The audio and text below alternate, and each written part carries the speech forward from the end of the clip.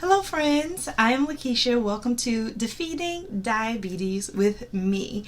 I am not a doctor, I am just a regular person that is sharing my journey and sharing just what I'm learning about diabetes, being a diabetic person myself. So today I'm talking about intermittent fasting, and this is something that is controversial. A lot of people don't believe in it, but I believe in it. It worked for me. I did a little research, so I want to share with you in a minute how to do this.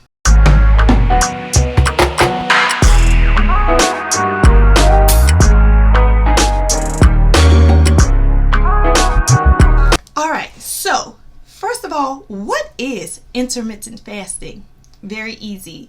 It's simply no food, and I'm looking down at my notes here. It's simply no food at all for a particular period of time. But then when you pick up food and you eat a low calorie diet. Now I can say I did my research. There are a lot of different ways to do intermittent fasting, but I'm going to tell you about four very popular, the most popular ways to do intermittent fasting. Then I'll tell you the one I did, how it helped me, and the benefits. Okay, so number one, the first one is periodic fasting, and this says no food or drink with calories for 24 whole hours. So that's called periodic fasting. A lot of people do this fasting religiously and stuff like that. So there's no food or calories to drink for 24 hours. So that's one. This one is the most popular one, and it's the one that I do. It's called time restricted feeding. Time restricted feeding. So this is the easiest, the most popular, the most simplest one to do. I have been watching TV, and a lot of celebrities are doing this as well. And it's when you eat for 8 hours and you rest your stomach and all your organs, and don't eat for 16 hours. So for example, you may eat from between 8 a.m. and 2 p.m. You may eat between 11 a.m. and 7 p.m. You may eat between 12 p.m. and 8 p.m. And then part of the 16 hours that you don't eat is your sleep. So if you sleep for 8 hours, you're like sleeping for most of the fasting. So I like that one. It was easier to do. And so before I eat, you drink something with 0 calorie, and then after you eat, you drink something with 0 calories. So during the 16 hours, you're drinking something with 0 calories, but then you eat within that 8-hour window. That's the most popular. And then there's two more. There's alternate day fasting, which is severe calorie reduction every other day. So they say you just eat one meal with only 500 calories every other day. And then the last one I want to share is the 5-to-2 ratio diet, 5-2 diet. And this was coined by someone named Kate Harrison. And it's when you fast 24 hours, 2 days a week. 2 out of the 5, 7 days out of the week. All right, so those are the different types of intermittent fasting. Like I said, I do the time one where I just eat lunch and dinner, and then nothing else for the rest of the day. Now, I must admit, I do not do this diet every single day. I do this diet about 3 or 4 days out of the week, usually weekdays when I'm working, because it's very easy for me to do it. So I'm going to just sprinkle in like what I do to make it work for me. I really don't do it on the weekends. Sometimes I do it on the weekends, sometimes I don't. But my main time is during the weekday, where I just wake up, I'll fix myself some coffee with 0 calories, 0 sugar in it, or I'll just drink water up until lunch. And then for lunch and dinner, I eat a low carb diet. Okay, so the whole trick of fasting really is just to eat less. When you eat less, your body has time to rest. It has time to really take the food that you have intaked and get it through the blood and get it to where it needs to go, your brain, your heart, your liver, wherever. Our pancreas secretes insulin. So you want to make sure that your pancreas has time to rest during the day. Your pancreas needs to rest during the day when you have diabetes, or during the 16-hour time that you're not eating. Your pancreas needs to rest from secreting that insulin all the time. So it increases longevity of your organs. Fasting increases the longevity of your cells in your body. Okay, guess what? Your body digests better in the daytime. So if you do this like 11 to 7, at night your body does not digest too well. In fact, at night it's hard for your body to secrete the insulin well. So I know one thing that I constantly try to keep down is my morning sugar levels, because at night I know my body slows down with secreting that insulin and fighting off the sugar. So I try to adjust how I'm eating at dinner so I can keep my numbers low during the day. Another thing about fasting is it matches your natural circadian rhythm of eating. So your body burns fat and things like that during the day, and your body slows down at night while you sleep. So fasting goes along with that rhythm of your body. So there are some benefits to people with diabetes. One is that it reduces the fat in your liver, which is a risk factor for diabetes and cardiovascular disease. So fasting actually helps diabetes and cardiovascular disease in your body. So that, y'all, that was a game changer for me. Like, I really am excited about just being more healthy because of it. Like, I thought fasting will have so many negative effects. People are afraid of fasting because they think, oh, it's going to get me I'm going to be hungry, I'm going to be tired. And that's probably true. That's probably true. But eventually it goes away, y'all. I'm serious. It goes away. And like, your energy is like through the roof. It improves your energy, it improves your vitality, and then you want to increase your movement. So as you decrease the amount of food you eat through this fasting process, you also want to increase the amount of movement you make. Like, I have bought a lot of exercise equipment. I have found a wonderful woman that I love to look at to exercise with on YouTube.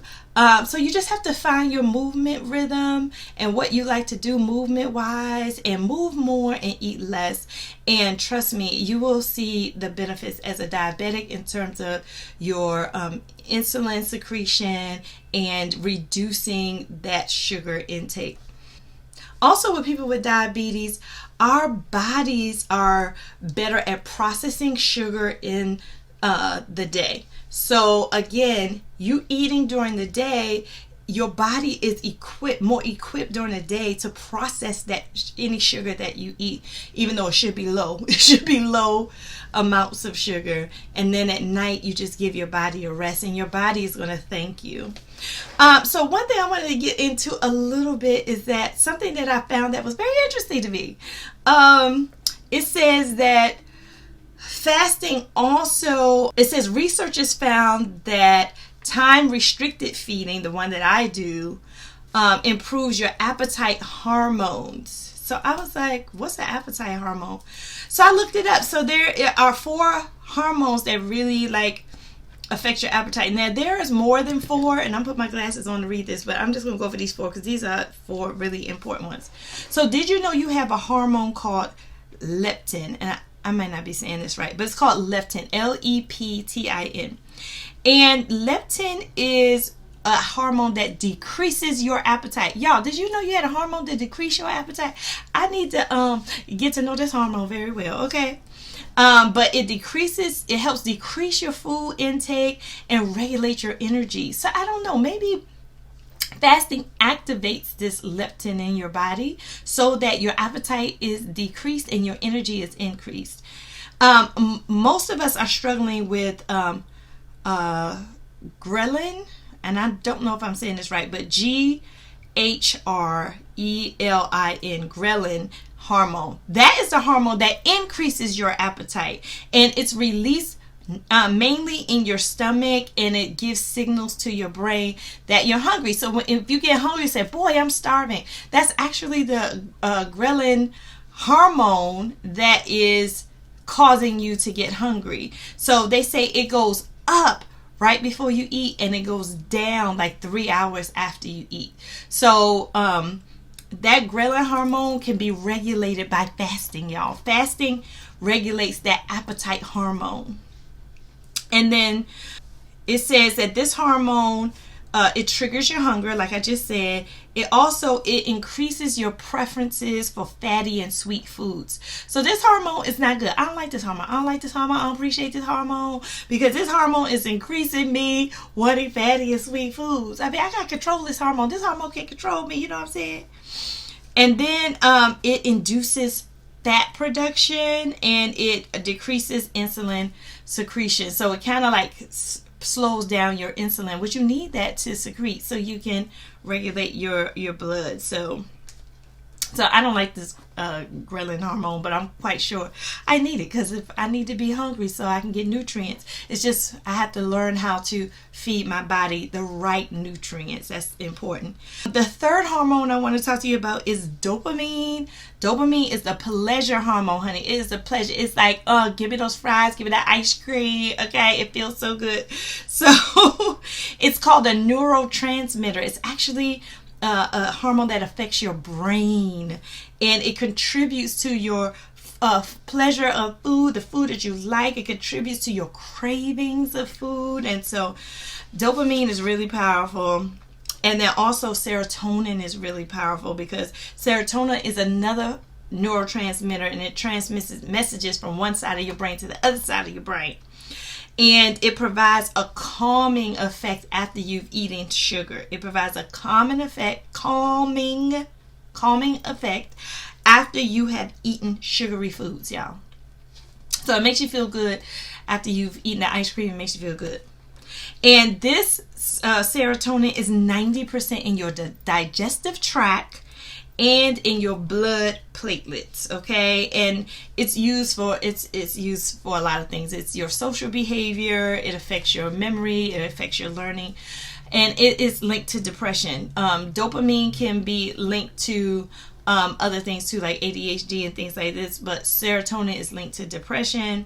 So these 4 hormones affect you. They affect whether you crave sugar or not. They affect whether you eat healthy or not. These are the hormones that you want to train in your body through intermittent fasting. That's why I'm breaking down these hormones, because these hormones play a role in intermittent fasting. Now I want to say intermittent fasting is not for everyone. It is not for everyone. Like if you're pregnant, or some people just have an adverse reaction to not eating for medical reasons. So please don't just start intermittent fasting. Go to your doctor first. Talk to your doctor about it to see if it's something that benefits you. I talked to my doctor about my intermittent fasting. It works for me. It's actually a lifestyle for me. So they did say that some studies show that it's very hard to keep up with. So they did a study where they had a lot of people do intermittent fasting, and some people just do straight calorie reduction, no fasting. And what they found, that the stop rate for people who were doing intermittent fasting was 38%, and the stop rate for people who just lowered their calories was 26%. So the best thing to do is to train yourself to eat healthy regardless, no matter what. You will negate the fasting if you fast and then pick up sugary foods after you fast. That doesn't work. You have to fast and eat low carb, low calorie foods for it to work. Okay. So just keep that in mind. Some people say, oh, I only eat once a day. But what are you eating once a day? If you're eating like sugary foods and a lot of carbohydrates and calories during that one meal a day, you're doing more harm than good, because your body needs the healthy food to burn fat while you're fasting. So if you don't have the healthy food there to burn fat, you're not giving your food the right nutrients. There are some benefits to intermittent fasting. One that I love is that it reduces inflammation. Y'all, when I read about inflammation, it is attached to so many diseases. Inflammation is associated with Alzheimer's. Inflammation is associated with arthritis, asthma. Y'all, I didn't even know inflammation was associated with asthma. Multiple sclerosis is associated with inflammation, and stroke is associated with inflammation. Y'all, so many of us are walking around inflamed. We're walking around inflamed. I had no idea. Guess what, y'all? Intermittent fasting reduces inflammation. Isn't that exciting? I'm so glad I do this. This is exciting. And like I said, when you do intermittent fasting, it may have some negative side effects because it's like you're going through withdrawal symptoms with food. So, of course, you may have headache, you may have nausea, you may have insomnia when you first start. But if your doctor says it's okay, if you see that it's working for you and it's helping you lower your sugar intake, just stick with it, because I'm telling you, in a couple months, you're not going to feel it. Like, honestly, y'all, when I don't eat until 12, I'm not even hungry. Like that hormone, Ghrelin, that I don't like, it doesn't even kick in until 12. I got my body trained. At 12 o'clock, I'm like, I'm hungry. What time is it? It'll be 12 o'clock. My body is used to the new way that I eat, and I absolutely love it. At first, it was hard. Now, it's not. It's just my natural rhythm, circadian rhythm or whatever. Also, there's other benefits. Fasting boosts hormones. It boosts fat burning and muscle gain. It boosts fat burning and muscle gain. So intermittent fasting coupled with exercise. Hey, you're doing good. You're doing good. So comment below if you do intermittent fasting and you exercise, because I want to know how you feel, how you doing, how you living. Are you living in living color? Okay. I wonder how you do it. Also, intermittent fasting, look at this, y'all, improves blood pressure and cholesterol. I had someone ask me about cholesterol. I don't know too much about cholesterol, but all I know is you do intermittent fasting, it's going to help you with your cholesterol, okay? So, yeah. And some people have all three. You have diabetes, high blood pressure, and cholesterol. You got all three. Diabetes, high blood pressure, cholesterol, DHC. You got DHC.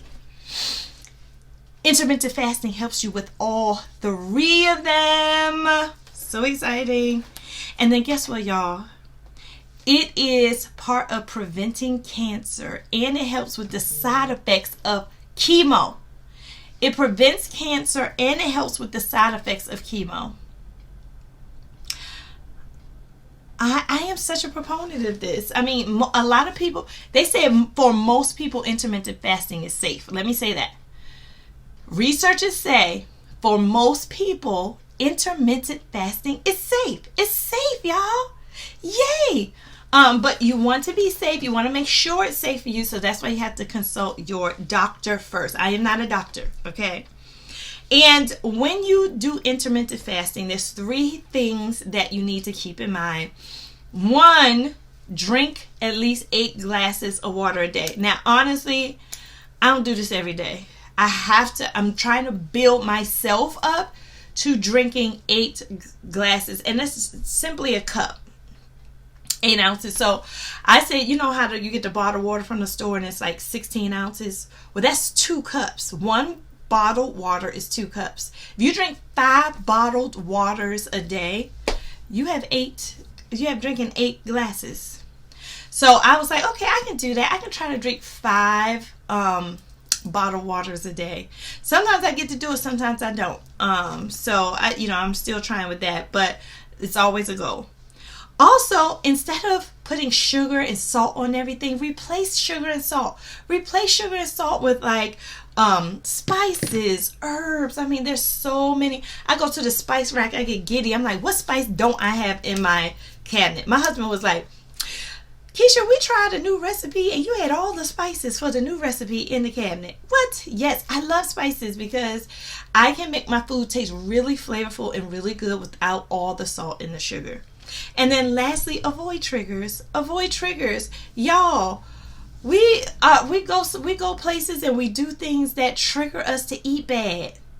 Avoid triggers. Figure out what your triggers are. What are your moods? What is that associated with? And just like cut it out. Like avoid it. I'm telling you, you can't beat your triggers by always being triggered. That's not how it works. You got to avoid those jokers. So yes, so if you want to do time, oh gosh, I forgot the word. Time restricted feeding. Comment below, research it a little bit, see how it is that most popular and the easiest way to do it. Celebrities, everybody's doing this time restricted eating because it's easy. Just think you're eating lunch and dinner and you're full and you're not being hungry, and part of your fast is when you're sleeping. So y'all, and maybe like before the 12 and after the 12 p.m. before 12 p.m. and after 8 p.m. you can try to get those bottles of water in, so that way you are increasing that circulation in your body. But yeah, I love doing intermittent fasting. It is part of my life now. I wake up saying I'm fasting today, or I wake up saying I'm just going to have coffee today. And then I always plan. You have to plan what you're going to eat. What are you going to eat when you come off your fast? You can't come off your fast eating a bunch of bread and stuff like that. You got to come off your fast eating a low carb meal. So plan your meals. Meal planning is very important. But you can do it. Start slow. Please, y'all. Please don't just dive into this and be fasting for 24 hours, because you want to make it a lifestyle. You want to make it you don't want to be like part of the 38% of that study that just gave up. You want to make intermittent fasting part of your lifestyle. So I'll talk more about this. I've had a lot of questions about this. That's why I'm addressing this. This is something that is a game changer that a lot of people don't know about, and it works. So if this was helpful I can't talk. If this was helpful for you, comment below. Also know that I have 2 channels, not 1, but 2. I have 2 channels, y'all. I have this channel, Defeating Diabetes, and I have a fun channel called Lakisha Loves to Plan, where I do a lot of planning in my planners, and I sprinkle in some decoration and clean with me. So go ahead on over to Lakisha Loves to Plan. Hit that like, subscribe, and notification bell so you can get notification for Defeating Diabetes, and you can get notification for Lakisha Loves to Plan. All right. Until then, I'll talk to you later. And remember, we are going to defeat diabetes together. Bye now.